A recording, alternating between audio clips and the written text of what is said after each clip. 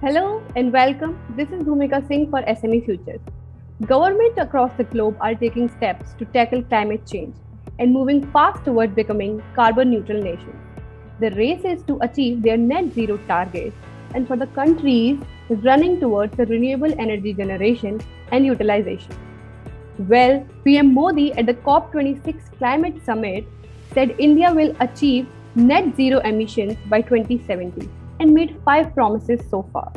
Also, India has just rolled out its budget for the year 2022 to 23 and brought in some schemes and allocations from the renewable sector. Today we have with us the CFO and the director of an integrated renewable energy power producers in India, AMP Energy India. We're going to interact with Mr. S.K. Gupta on some major aspects of the renewable energy sector.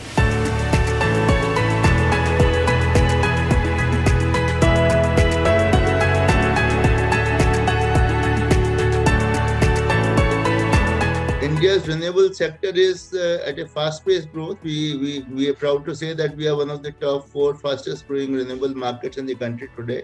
Facing with one of the major challenges is in terms of the poor health of the state discoms, which is creating large outstandings on renewable payouts, especially in the private sector. And these are things which are not manageable easily. So there's a strong liquidity crunch which is coming on some of the companies who have strongly gone into state discoms, PPAs. The other major challenge is that the stability of the transmission grid and the strengthening of the transmission system in the company, because we have large targets for renewable energy generation in the country in the coming years, and to facilitate that, these systems should be further strengthened. Of course, last year, Government of India allocated almost $43 billion plus of investment for this, but a lot of work on the ground has to be still done by us. The third key problem that we are finding is that's very recent, that there have been delays in signing of PPAs by especially in the center of bids which have happened in the last 1.5 years, and that's giving anxiety to the investors, especially the international investors. So some progress has started being made, but I think that that should be expedited.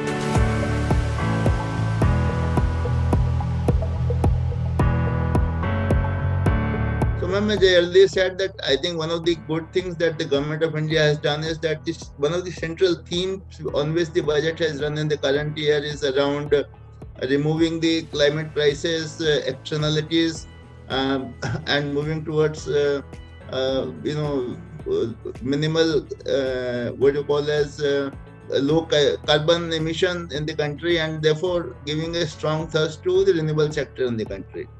And that message has come out very clearly in number of steps that the government has taken.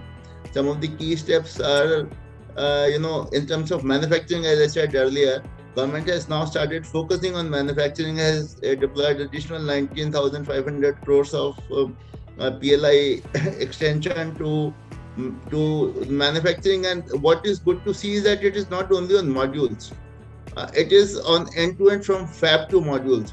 So that means government is looking at an integrated system of manufacturing in the country now. In the last years, more focus has been only doing modules and maybe part cells and modules, but that's not the value chain. The key value chain starts right from fab onwards to ingot, wafer, cell, and module. So that's one key thing that the government has done.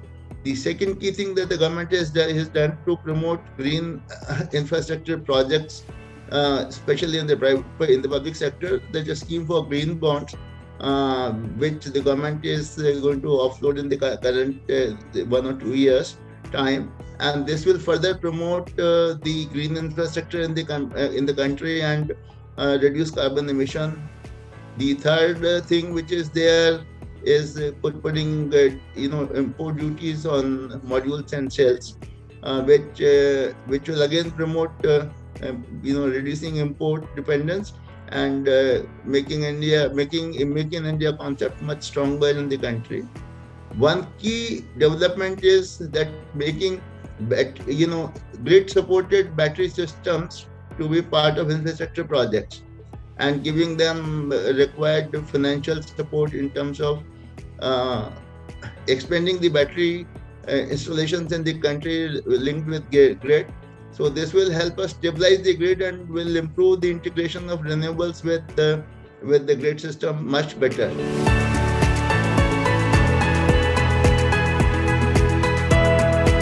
The PLI scheme, I think it's very interesting, and it's going to give positive impetus to companies like us, which are going to grow fast in the coming years. Today, my reliance on imports is heavy, relatively heavy. Almost 60% of my requirements gets imported, and only 40% gets completed from within the country because of the capacity constraints. But once I move into a full-scale domestic manufacturing and availability of modules at competitive cost, the first thing which will happen is that I will avoid imports, and to that extent start saving foreign exchange. And we take, for example, if I take something like a capacity of 1,000 megawatts just to be made operational by us in the coming years, so I'm talking about something like $300 million plus of imports to be saved. So that will be a saving which will come to the country. The other interesting play we find here is that I think it's now right time for us to start integrating with some of the strategic manufacturers as a strategic partner in investment on this, cell modules, and maybe in the backward integration right up to ingot and cells and wafer side also. So we will be looking at those opportunities also.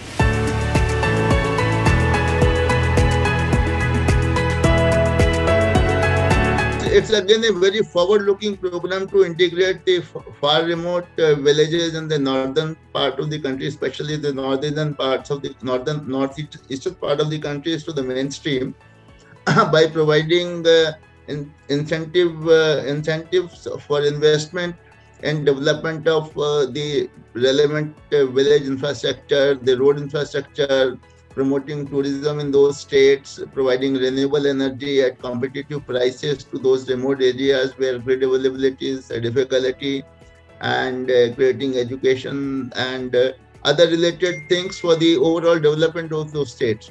So I think that's a very strong initiative. And yes, companies like AMP Energy will have a strong play there in this program also. So we can go into microgrids and provide sustained renewable energy to these village communities at competitive prices, and make some more light in their lives in the coming years. That's one thing that we can do. We have regular CSR programs, and we can certainly do some of the CSR activities also because we always involve local communities wherever we do our projects.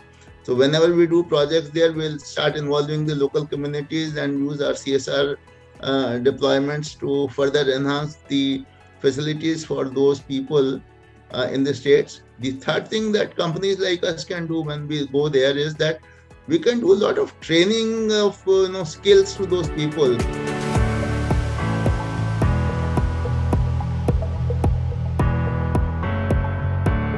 So the government is fairly committed with the new policy guidelines that it has framed and the impetus it has given into the budget of 2022. I think we should be quite near to the target of 227 gigawatt by 2022.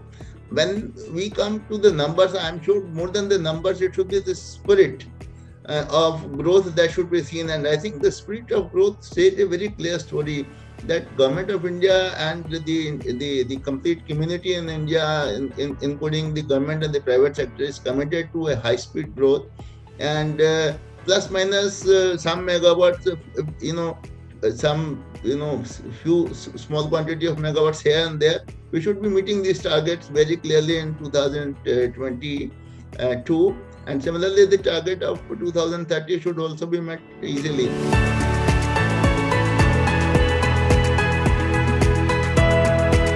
While government policies have been fairly stable, but the government should ensure that there's no retrospective changes being made into the policies, and the policies are continuously being made forward-looking to the growth of the industry. That's number one. The second thing is that competitive financing is still an issue into the industry. We have been requesting the government that, government DFIs like REC, PFC, IRIDA, they should be empowered to raise more green funds from international markets to further reduce the cost of lending into the domestic market, to make it, competitive to some of the international players who come with very cheap capital. So to that extent, there's a less playing field available to the domestic industry when it comes to the project funding. Government has large targets on rooftop and on and C&I, but the growth in these areas have been relatively very, very slow. So in C&I, I think only some states have clear policies on C&I business, and we think that clear long-term policies on the C&I should be made applicable to all the states in the country. So a virtual power PPA will enable the generator like IPPs like us to tie up PPAs with them, long-term PPAs with them, generate power, supply it to the exchange. They settle the difference on tariff with them directly, and these people start getting the benefits of the RECs. So this can open a very large untapped market. And the last thing I like to say is that on the rooftop, 40 gigawatt of rooftop is being talked about, but where is rooftop today? Hardly 5-6 gigawatt plus or so. So rooftop is one of the most neglected areas, I think, and that's again because of the lack of policy framework on the both on the central and the state government side. You cannot have more than 500 kilowatt of capacity linked to a rooftop as per the current net metering provisions, which is very small. On fragmented rooftops, I think the net metering and related provisions should be relaxed. There should be at least 2 megawatt plus, or the contracted demand, whichever is higher. Thank you so much, Mr. Gupta, for interacting with us. So it was a great meeting, and we got to know about the situation of sector and the policy framework the government has been rolling out for the sector.